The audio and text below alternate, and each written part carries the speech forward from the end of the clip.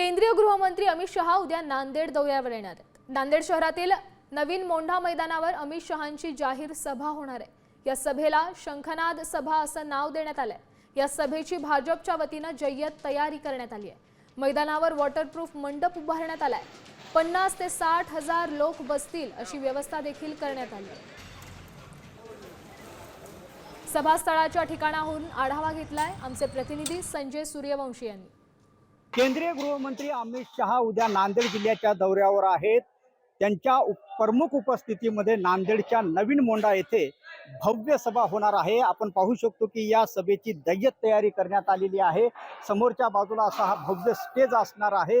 पावसाचा अंदाज पाहता या ठिकाणी संपूर्ण जो आहे तो भव्य असा वॉटरप्रूफ मंडप टाकण्यात आलेला आहे। या बाजूला आपण पाहू शकतो की जवळपास 50 ते 60 हजार लोक बसतील अशी आसन व्यवस्था या ठिकाणी तयार करण्यात आलेली आहे। वसंतराव नाईक यांच्या पुतळ्याचं अनावरण आणि 2 भाजपाचे कार्यालयाचं जनसंपर्क कार्यालयाचं उद्घाटन देखील त्यांच्या हस्ते होणार आहे। त्यानंतर 2 ते 2:30 वाजता या ठिकाणी नांदेड शहरातील कृषी उत्पन्न बाजार समितीच्या मैदानावर त्यांची भव्य अशी सभा होणार आहे। या सभेला शंखनाद सभा असं नाव देण्यात आलेलं आहे। संजय सूर्यवंशी, साम टीव्ही न्यूज, नांदेड।